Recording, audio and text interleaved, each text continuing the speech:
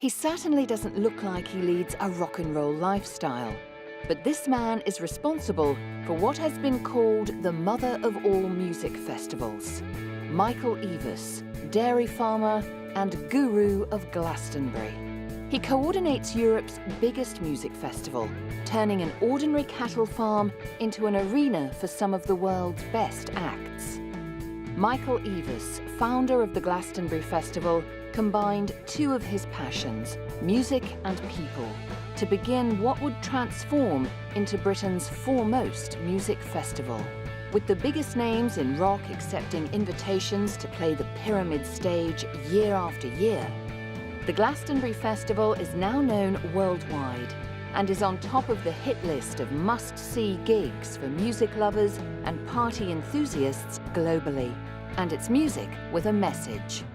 I think that politics is really important, and any way you can get people involved, if it's music and that, then you should. I think music and politics, it's a fine mix. I prefer it if it doesn't actually come into the songs so much, unless it's like a Bob Dylan protest song from 1963 or something like that.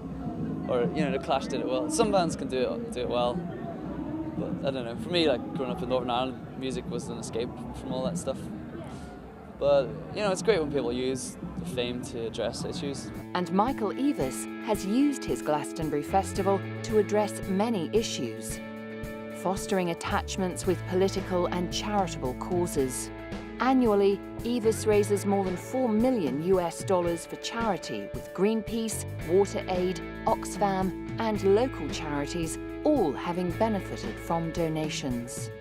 It all started back in 1970, when Eavis had the idea to stage a pop, folk and blues festival on his 150-acre Worthy farm. The aim was to pay off his mortgage and farm ecologically, and to listen to some great music. By 1981, it was officially called the Glastonbury Festival. Eavis began getting opposition from local residents as crowds soared to over 100,000. But managed to keep the peace with new security measures. Glastonbury has changed over the decades, but one thing remains: the mud.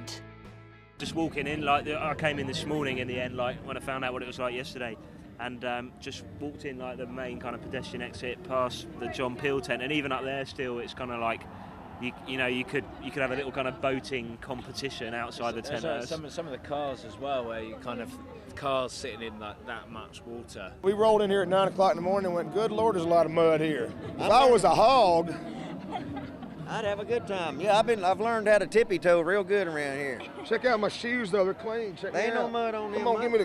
Look at that. You see any mud on these shoes? Ain't no mud sticking to this Rolling Stone. The Glastonbury Festival ends with fans shouting their thanks to Michael Eavis for another amazing year of music. He says it's the fans and festival goers who give him the encouragement to continue with this iconic event. I think what makes the festival great is the crowd at Glastonbury.